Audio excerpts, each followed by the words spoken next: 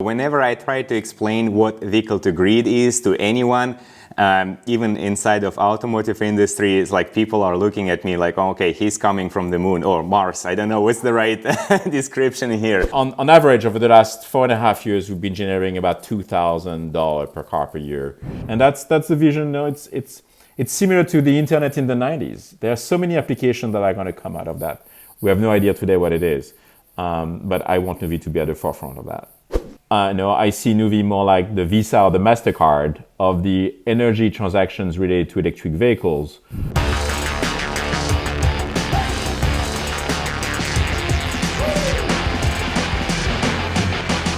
Bakunin Live. Hi Gregory, glad to see you on my YouTube channel and congratulations on your company Nuvve going public. I think you're having super hot days this time, right? Yeah, no, it's a lot of fun. I'm very excited about what's going on right now. Obviously, it's been a long road to get here, right? And you and I know about that because we worked together. We started to work together 5 years ago, and but we are getting to a very exciting time, and the need for what we are doing is also kind of shining under the light right now, and so that's what's very exciting. Yeah, you're absolutely right, especially 2020. I know the year was full of surprises, but what's really happening today is like so many companies are going public when it comes to electrification. So earlier this year, Blink went public, then we are expecting Chargepoint, and then Nuvve hopefully soon.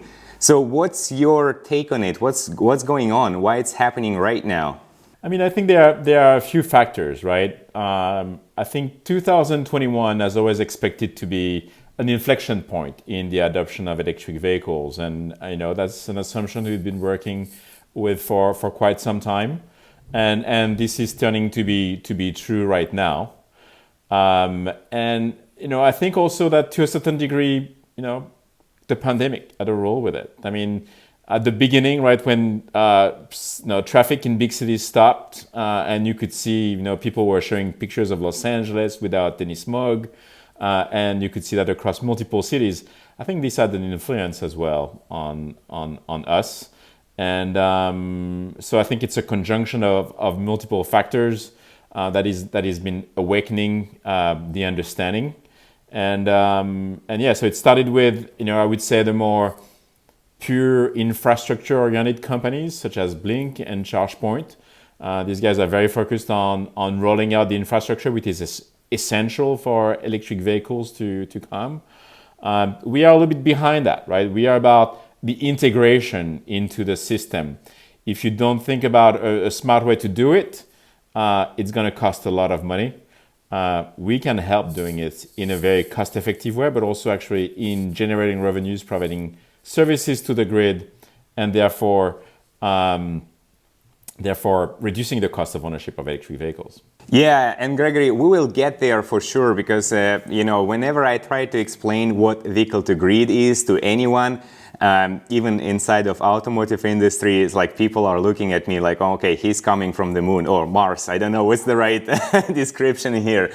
But before we get there, I mean, you rightly said we started working together almost like 5 years ago, but the history of Nuvve started even earlier than that. Can you just remind us when it started, who were the original founders, how you came up with this idea, and then we'll get to the vehicle-to-grid technology and try to explain the difference between you, Nuvve, and other infrastructural companies. Yeah.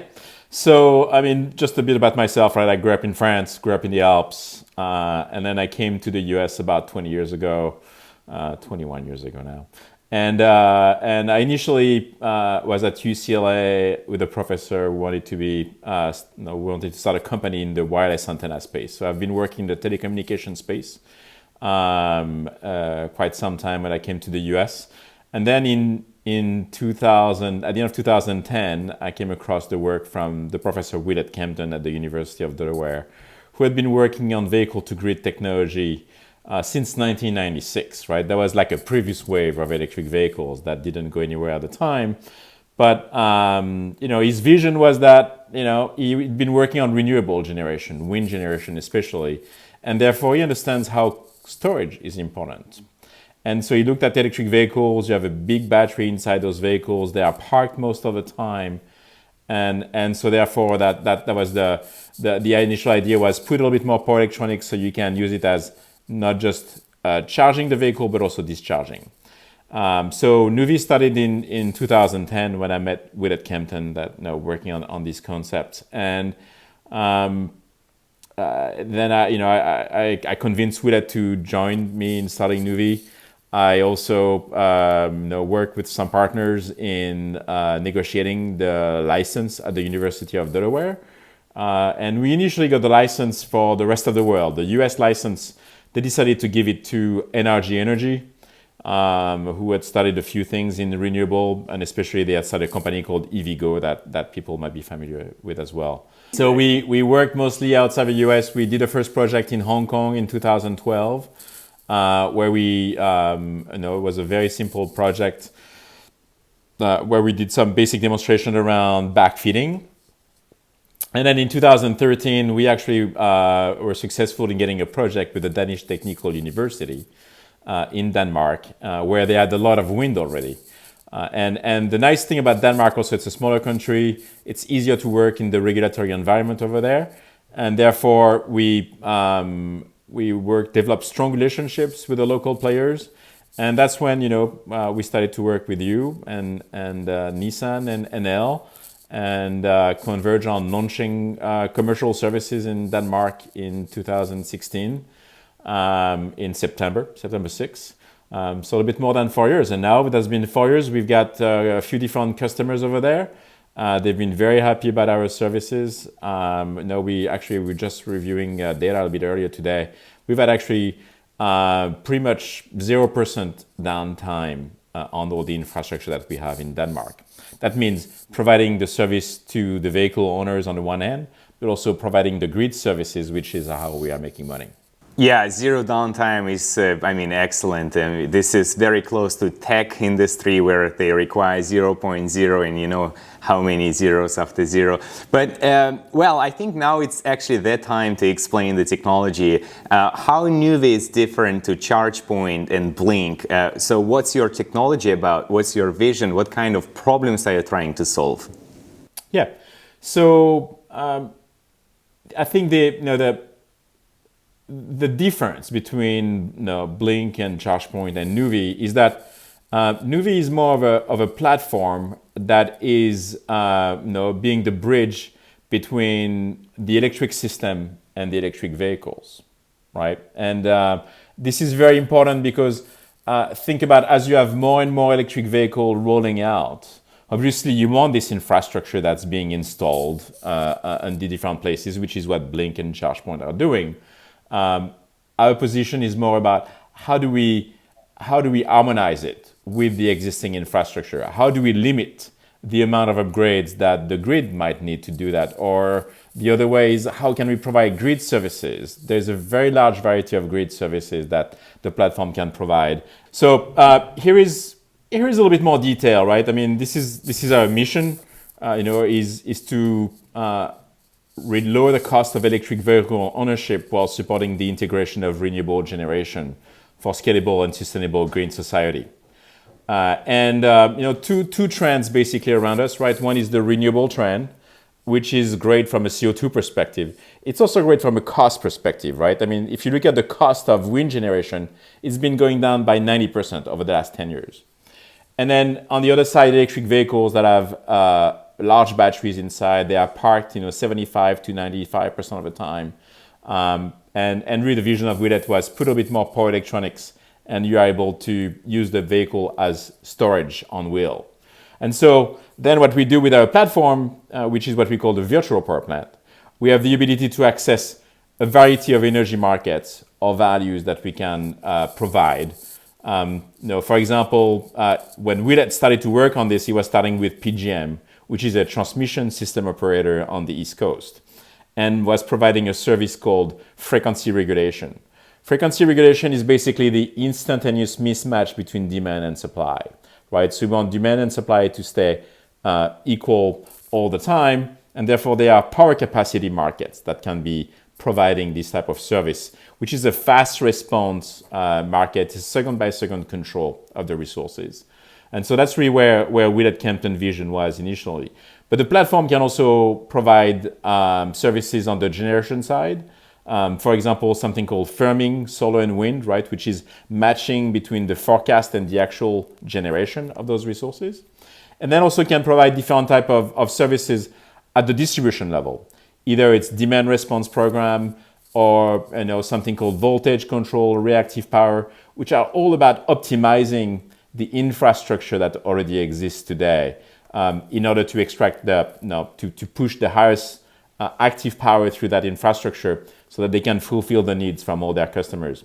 Finally, the platform can also help the end customers from a time of use optimization, demand charge management. The first three steps on the left, it's about revenue generation. The last one is about saving on the customer bills. Again, time of use optimization, demand charge management. If you have a commercial industrial site, you'll be paying the cost, not just of the kilowatt hour, but also the cost based on the peak consumption. We can help reduce that cost at the same time. And we do that by mixing resources, V2G resources, V2G meaning bidirectional, but also resources that unidirectional, where we can only control the charge rate, and finally stationary storage. And we combine those resources in what I would call the portfolio effect. Yeah, you actually mentioned a very important point. So the vehicles, the platforms, they need to be bidirectional. So you need to be able to charge, you need to be able to discharge depending on the market need. And when I'm looking at this slide, and I think it's becoming pretty obvious, when you integrate more renewables into your grids, you will have a higher need for this type of services. And that actually drives me to the next question. Where exactly in the world this type of services are viable, are commercial? You mentioned Denmark. Can you elaborate a little bit? Where else in the world? Yes, absolutely. I think from a regulatory perspective, Europe is pretty well aligned across the different countries. So we started in Denmark because, and again, that was a great starting point, small country. But now we've been also working with EDF and our joint venture Drive in deploying the technology in France. In the UK, we were also fairly early on working with the New Motion, and we actually managed up to 19,000 of their charging stations were integrated into the platform, and we're providing in a V1G mode frequency regulation, and so we went through the qualification process with TNET at the time. Yeah, can you explain, if I may stop you for a second, what's the difference between V1G versus V2G? Okay, yeah. So the difference between V1G and V2G is the fact that for V2G you're able to take energy from the grid and push it back. With V1G, you can only take it from the grid. In both cases, the platform has the ability to control the charge rate on a second by second basis, and then V2G can also control the discharge rate on a second by second basis, right? So you can think about it also as your operating point, right? You can operate at zero and charge or discharge, or you can operate at half rate and modulate your charge rate. This would be, from a grid perspective, this can be actually the same service. The difference would be that V2G can last for a long time because you charge and discharge. With V1G, once the battery is full, there's nothing else we can do with it. Right. So basically, when there is a need to take energy from the grid, and I think this is not very obvious for many consumers such as I am, that sometimes you have excess of power in the grid, right? So, and the grid operator will just request, bidders like you to take power. So that would be V1G, if I understood correctly. Yes, so you can. No, I mean you can do that with V1G or V2G, but yes, there is no. There are a couple examples. One is what's called negative pricing, right? Here in California, right, during the day, if it's a sunny day, there's a lot of solar on rooftops generating energy. The traditional generation goes down to the lowest level it can. It's expensive to shut down like a gas plant, right? You don't shut it off. So you try to reduce it to the minimum, but it still needs to generate. In the meantime, you get solar that's generating a lot of power. And so there are areas where you have negative pricing. That means you're actually getting paid to absorb that surplus. Another example is in Denmark, where they've deployed a lot of wind, and sometimes they are 150% of their needs that is coming from wind, and so they have a surplus. And so what they do in this case is they actually sell that surplus, or they pay Norway to absorb that surplus. What Norway would do is to pump water up their dams and to store it in the form of water storage, right? And then they do hydro back down. So what we are providing in that case to Denmark is the ability to absorb that surplus in a way that stays inside the country and therefore becomes more attractive from a value perspective. Yeah, looks like Europe in general is moving very fast, especially Nordics, Denmark, and we also know stories about Norway, Sweden, Finland. So those are very well advanced countries. But how about the US, Asia? It looks like in the US it's not really straightforward. What are the reasons for that? So, the US is, from a utility perspective, the US is still very segmented. You don't even have independent system operators running the grid everywhere, right? And then even across those different ISO areas, they have a lot of different rules. Now the US is understanding this and is moving forward. There was a ruling called FERC 2222 that came out very recently, where, by the way, Willett Kempton had a lot of influence in that. And the idea of Rule 2222 is the idea that any storage behind a meter should have the ability to access the independent system operator market, so ancillary services. And the idea of providing those services is that it has to be done in a fair way, meaning those behind the meter storage solution should be able to access the market in the same way a large battery should be able to access the market somewhere. And V2G is considered as storage behind the meter. So we see things moving forward. FERC is not saying how this should happen. It's just saying to the different system operators and pushing through the different PUCs, this is what we need to make happen. And so that's moving forward. There are different values. PJM was very advanced on that. No, this is really where the first place where V2G was deployed in 2009. Since 2009, Willett was participating into the frequency regulation market in PJM, running at about, the minimum of the time was 1 megawatt, and he was piggybacking 10 EVs on top of a 1 megawatt battery. And our approach in the US has been to work with on the school bus side, because if there is one area that all the utilities understand well that V2G can be helpful, useful, is for the school bus, because they are parked 95% of the time. And that's what I call the Trojan horse for V2G, because it's really opening the doors. And that's why we are very active in the school bus business today. And this is also an entry point to the medium heavy duty market. Asia is also actually very, very interesting. In Japan, we are working with our partner, Toyota Tsusho, and working on different deployments. A lot of interesting, part that we integrate into our platform in order to provide the services over there. Very exciting. But we know that there's a lot of activity in China, right? China has a lot of OEMs that are going to come out, and they have, companies like State Grid, which is the largest utility in the world, serving about 80% of China, that has always expressed a lot of interest in V2G. I started to visit State Grid, I think in 2012 or 2013. And now they are talking about V2G deployments, and we'll see in the future. We might have some announcement around that. Right. So I think when we talk about V2G, the most exciting moment is actually when you announce the monetary potential of this business. So do you have a few rough numbers to share with us how much one electric car can generate by providing these services, or one bus, for instance, in the US? So I think this is where people start getting really, really excited. Yeah, absolutely. And for that, I'm going to share here the business case that you help building It's the business case around Denmark, so those are actual numbers.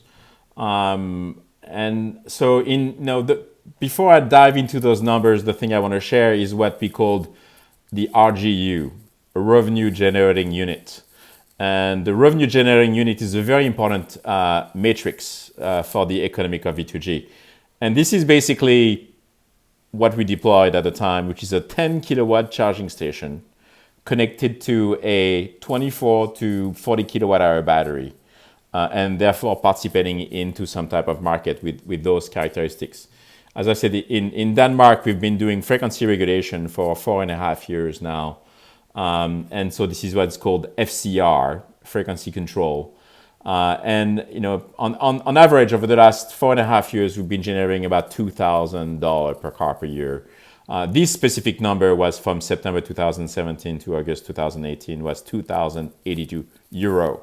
That was generating of market participation doing FCR. Yeah, this is. I'm sorry for interrupting you, but this is an impressive number, even higher than I was expecting personally.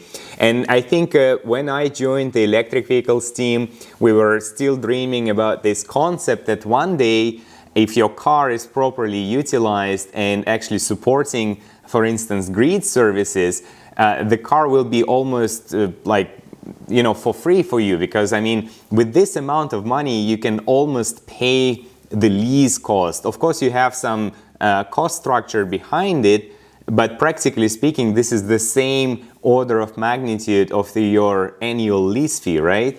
Yeah, there is definitely a lot of value, but this is about a 25% cost of ownership reduction when you take everything into account. For a $40,000 vehicle, right, or $35,000 vehicle.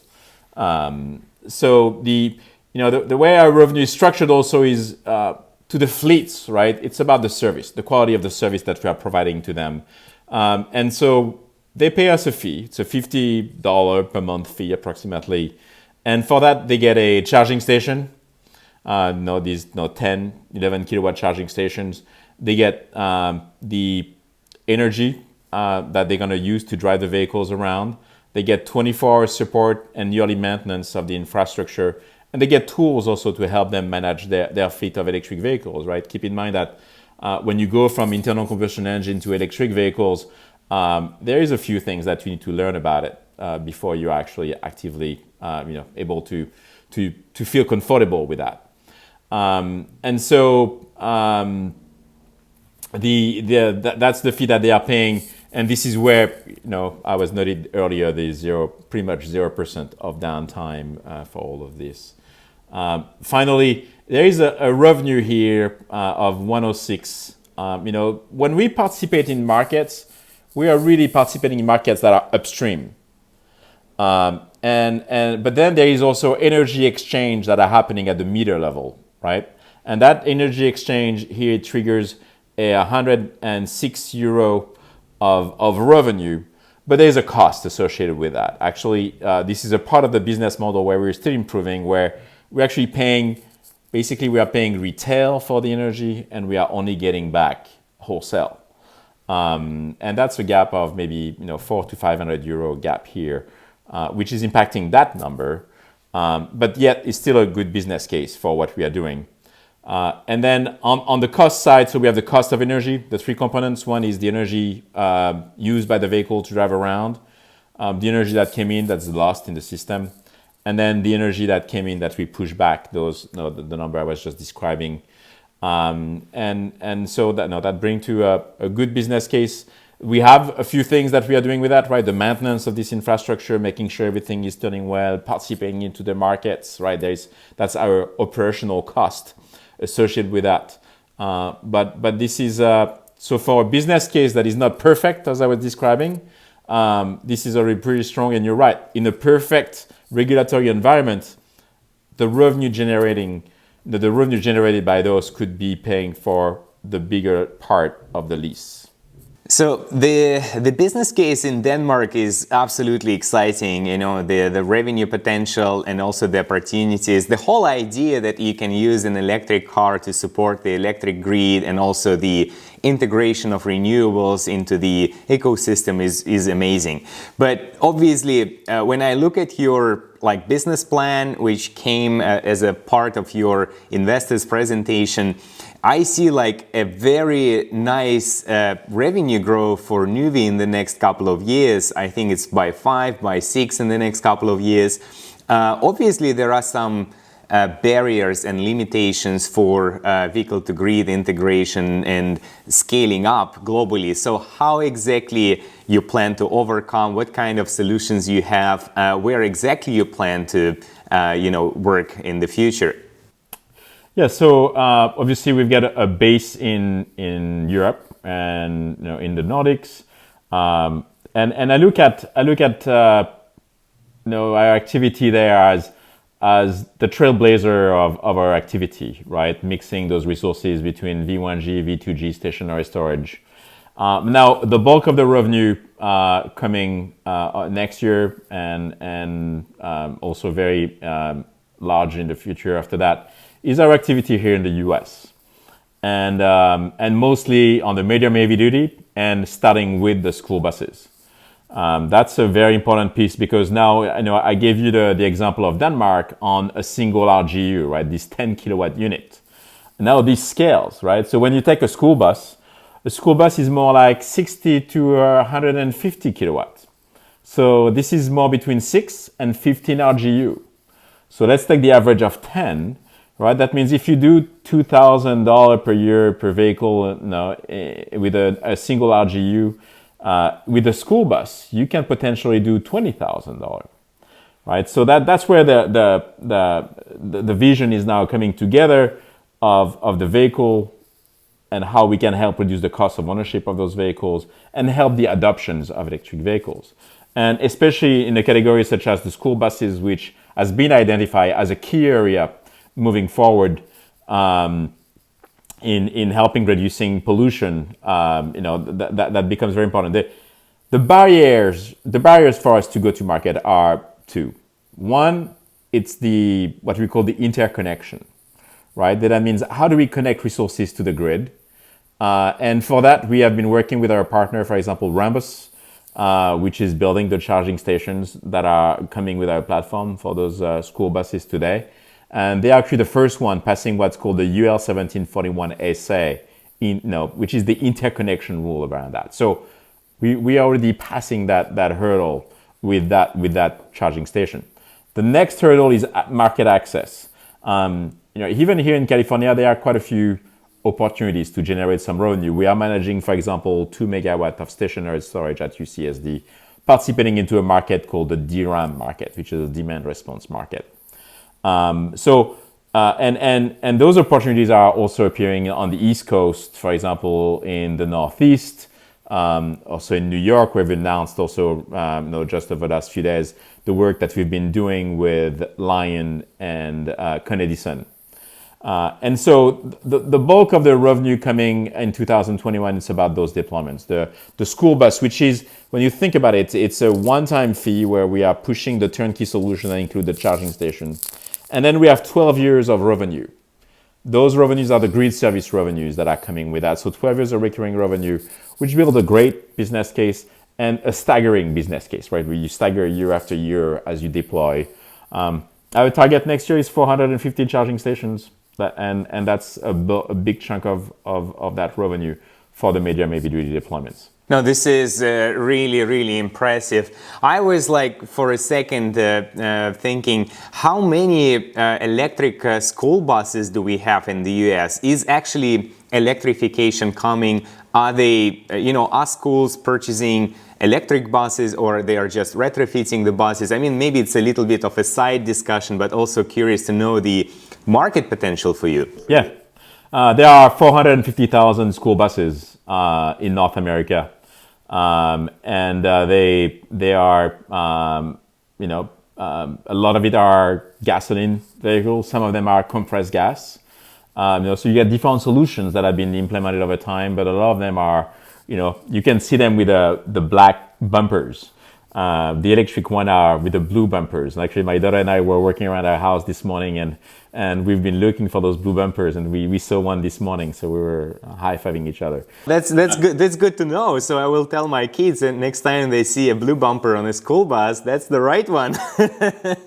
Exactly.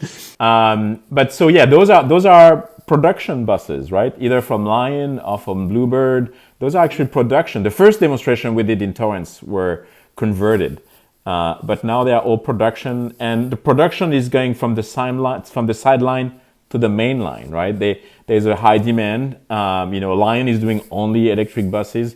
Bluebird has been doing a big mix of buses, but their electric vehicles are coming in high demand.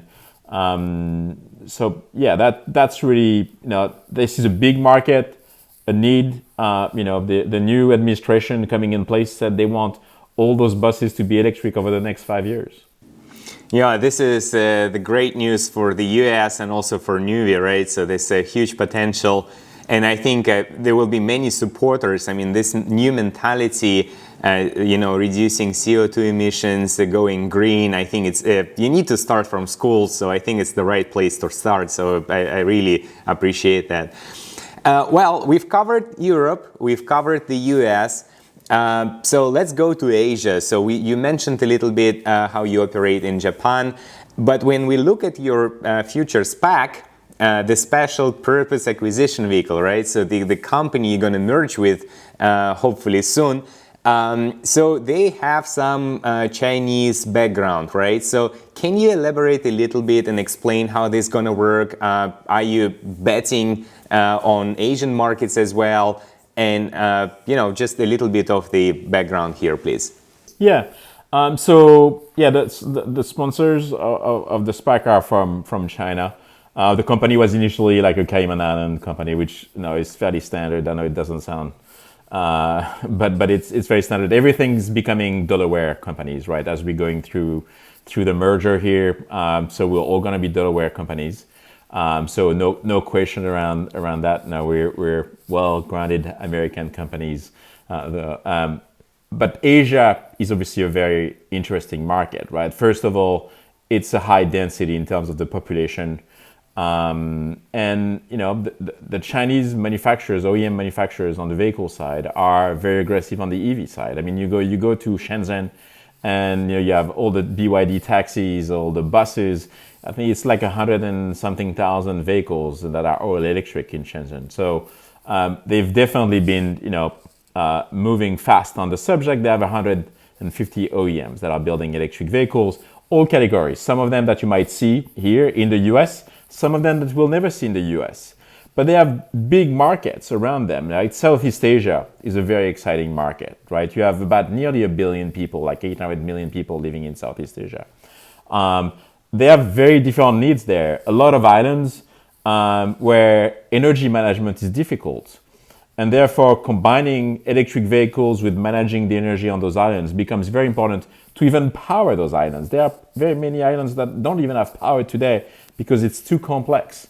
But when you deploy electric vehicles, that's what can happen. The other thing about Southeast Asia, they have big cities, big traffic issue, big pollution in those cities, right? I mean, you go to Manila, people don't want to walk 500 meters because, it's bad for your lungs. And what do? They drive, right? So, and you see the shift is happening over there, right? I mean, in Manila, in the Philippines in general, you've got some areas where the president said, I just want electric vehicles there. He understands how, that there is a cost to pollution. And therefore, switching over to electric is going to keep everything a lot cleaner. And I think that's the next step from my perspective, and that's what's very exciting. That's the vision of integrating those electric vehicles as a purpose, and it's definitely healthier for everybody. And Southeast Asia, needs that. Finally, the other piece, it's about how all those areas, what we are providing, and more globally, the renewable generation combined with storage is providing more freedom on the energy. our interaction with energy on the overall is going to change drastically. The cost of the renewable energy is going down. It's very, very low. It's going to converge to zero. It's all about the service. What service do you do with it? And that's the vision. It's similar to the internet in the 90s. There are so many applications that are going to come out of that. We have no idea today what it is, but I want Nuvve to be at the forefront of that. Yeah, Gregory, when you're saying that, I think I saw one slide in your investors deck with the pyramid. If you can share this slide, it just gives us a little bit of an idea how many services we can actually have behind the grid or like behind the meter utilizing electric cars. Yeah, I think you are talking about this one specifically, right? Can you walk us through a little bit? I mean, this is a huge pyramid with a lot of potential. Yeah, and it's got a few components, right? One is, so at the top we have frequency regulation. That's a global grid service. That was the vision from Willett, right? It creates a system that is fast to respond, fulfilling a need that exists today, this gap between demand and supply. This is exactly what you do in Denmark, correct? Yes, exactly. And this is valuable because it's got this fast response aspect. But this is what a lot of people say. Oh, this is a shallow market, that's not a super deep market. But that need is increasing every day. The more you put renewable on the system, the more you need to have capacity to plug between the demand and supply. Now, the other part of that is then also this flows into a distribution system. And so the distribution system get compensated. You try to compensate for that cost through what can be called demand charge, where you pay for the peak consumption, for example. Oh, this is super famous in California, right? So I get this on my bill every month because I'm charging my electric vehicle here in my garage. So that's exactly the painful point here. And this market is 10 times higher than the frequency regulation. Are we talking global here or US market? Yeah, just in California, right? The demand charge management opportunity, right? It's about for a commercial industrial site, it's like $300 per kilowatt per year. So it's a very high price potentially that can be saved on the bill, right? That's a saving on the bill here in this case. That's what we call the behind the meter service, and so optimizing the cost of energy behind the correlation on the other side is the demand response, right? Which is from a utility perspective or from an ISO perspective. If I know they're going to be like a big demand, how can I convince some people to reduce their consumption to what they are usually used to consume at the same time, right? So the demand response is going to have like a reference point, and then you need to demonstrate that you're able to reduce that reference point at a certain time during the day. This is really about the optimization of the use of the infrastructure. Now you can integrate also the system with all the PV, the local generation that you might add, right, which can help you save a lot on your demand charge and potentially provide you more flexibility. This is the kind of deployment we've done at UCSD, at the University of California, San Diego, where they have a lot of generation behind that. We're combining that with some V2G and some stationary storage and participating in. So we are providing saving on the bill and market participation. Distribution grid services, it's more generic compared to a demand response, but it's really, voltage control, reactive power. Again, how do you optimize the use of the infrastructure? Because if you have to upgrade all the infrastructure all of a sudden because you have all those EVs coming, those upgrade costs are going to be far too high, and the cost of energy will become prohibitive. And that's really what we are trying to avoid, right? And then finally, a lot of those things could be pushed down to energy arbitrage, right? Either it's at the wholesale level or at the meter level, right? But how those prices should be derived depending on the demand and the supply at any time. And as you converge on something that becomes more real time, then you can provide some arbitrage at that level, either by saving money in the way the energy is being used locally at the end of the feeder or in the neighborhood, or more globally at the wholesale level. And so that pyramid has two things. One is it's an evolution in terms of the service that are becoming more and more valuable over time. And it's also a pyramid because of the depth of those opportunities that are provided by accessing those markets. Yeah, and do I understand correctly, like when in terms of when you talk the language of investors, this is your addressable market? Yes, exactly. Yeah, this is the total energy market globally is like $3.2 trillion. It's a huge market. What we are addressing is a big opportunity. It's $200 to $300 billion market that can be addressed through that. Something to emphasize, I think, on this overall, to combine to this vision here, is really what we can observe right now on the stock market, right? If you compare, Nextera right now is the largest utility from a market cap perspective in the US. And now Nextera is the same size like Exxon, right? You've got others coming behind, right? You've got Enel has done a great job, I think, also. Duke Energy, Iberdrola is another one. I mean, they are like 60, 70, $80 billion market cap companies. And this is the change that we are seeing, right? These utilities are taking over from the oil companies. And to me, this is exciting to see that in real time because we predicted it many years ago and it's happening. Yeah, I think it's a very good segue to one of my last questions on this call. When I checked last time, your partner company, your SPAC company, Newborn, right? So the ticker is NBAC. Since they announced that they're merging with Nuvve, the shares went up by 40-50%, and I think it's still the case today. I'm guessing, the investors are understanding the nuances of the technology you have, because we are discussing it with you right now, and I feel there is a lot of terminology, there is a lot of stuff out there which is not visible for consumers, right? So when you plug your car, you don't really know this all is happening in the background. You're creating a trouble, potentially for the network, for the grid. So you need services, you need smart algorithms. So, the next question is, Gregory, when exactly this is going to happen?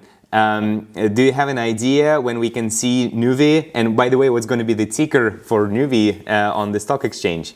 Yeah, no, we are doing the filings right now, and the ticker will be NVVE. We are hoping to close everything by the end of Q1. I think that's a good timing. There are a few steps in the process that we have to go through. Now, to come back, I think to come back to your image, right, of people knowing what's going on when they plug their car. What I care about for those customers is that, one, their car is going to be ready when they need it with the right level of charge. Two, that if there is any problem with their infrastructure, we're going to be the first one knowing it and we can intervene either remotely or on the ground to get it fixed. And three, that they get those services at the lowest cost possible and potentially reduce their overall cost of owning that EV. That's really what they care about. Anything that's happening in terms of this pyramid and how they access the markets should be totally transparent for them. And at no risk and no cost. We are taking that risk. That's what we are here for. And this is what's exciting about what we are doing. This is also, I think, what we are on the road talking to investors on a regular basis to help them better understand what we are doing and differentiate ourselves compared to all the more regular infrastructure player in that space. If you compare, I see Nuvve more like the Visa or the MasterCard of the energy transactions related to electric vehicles, whereas all the others will be more the infrastructure that gets rolled out in order to actually power the vehicles. So we are complementary to the Blink, to the Chargepoint, and all the others that are coming in that space. Now, this is excellent news, and I love your approach to be customer-centric and also make the lives of customers very simple and seamless. To be honest, for many users or EV owners, you don't really need to know what's going on behind your meter or anywhere else. So you just charge your car, you want to have the service, zero downtime, and need to be ready to go at any moment of time. So Gregory, thank you so much for this insightful discussion. All the best with your filings. I hope to see your Nuvve ticker very soon on New York Stock Exchange. And let's reconnect next time when it's really scaling up and we see your shares trading on New York Stock Exchange. Thank you. We'll be on the NASDAQ. But yeah, NASDAQ. Okay, that was a good one. So yeah, so NASDAQ. Okay, that's thank you, Mikhail, and I always enjoy spending time with you and discussing those things. So it would be great to catch up soon. All right, excellent. Thank you.